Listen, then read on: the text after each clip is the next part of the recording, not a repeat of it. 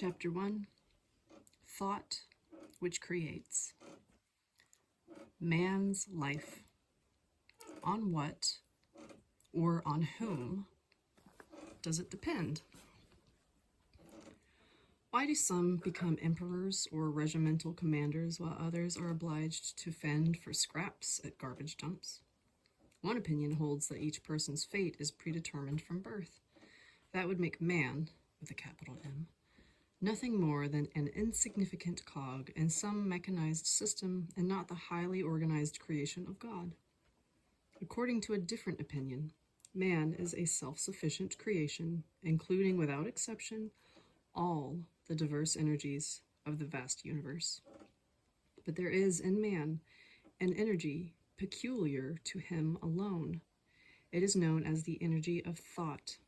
Once man realizes just what kind of energy is in his possession and learns to exploit it to the full, then he will be a ruler of the whole universe. Which of these two mutually exclusive definitions of man is true?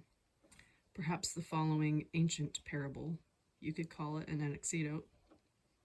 anecdote, my bad, will help us arrive at the answer. A man fed up with his life ran out into the woods at the edge of town, threw up his hands, clenched his fists, and railed at God. I cannot go on with my life. Your earthly household is filled with nothing but injustice and chaos. Some people go gallivanting around the town in expensive cars and dine in fine restaurants, while others fend for scraps at garbage dumps. Me, for instance. Why ain't I got enough money? Why, I ain't got enough money to buy me a new pair of shoes. If you, God, are just, that is, if you exist at all, then you make my lottery ticket hit the jackpot.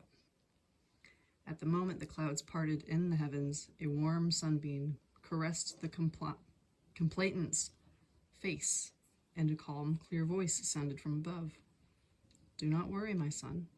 I am prepared to fulfill your request. The man was overjoyed. He walked along the street with a smile on his face, happily peering into shop windows and imagining what kind of goods his lottery winnings might buy. A year passed. The man won nothing. He concluded that God had let him down. Now the man, who by this time was really fed up, went back to the same place in the woods where he had heard God's promise and cried, "You didn't keep your promise to me, God. You let me down. Here I've been waiting for a whole year now. I've been dreaming about the things I'll buy with the money I win, but an entire year has gone by, and I ain't got no winnings yet." "Oh, my dear son," came the sad response from the heavens, "you wanted to win a lot of money in the lottery. So why, over the whole year, did you not buy a single lottery ticket?" This little parable, or anecdote, has been making the rounds lately. People tend to laugh at the loser. How come he didn't catch on that for his dream to come true, he first had to buy at least one lottery ticket, they ask. This chap didn't even take the most obvious first step. It's not the parable itself that's important here, or whether this situation ever actually happened. What's important is how people relate to the chain of events recounted in this story. The fact that people laugh at the unfortunate dimwit tells us that they intuitively, perhaps subconsciously, realize that their own future life depends not only on some kind of higher power or divine design, but on themselves too. And now everybody can try and analyze their own life situations. Have they done everything they possibly can on their own to make their dream come true?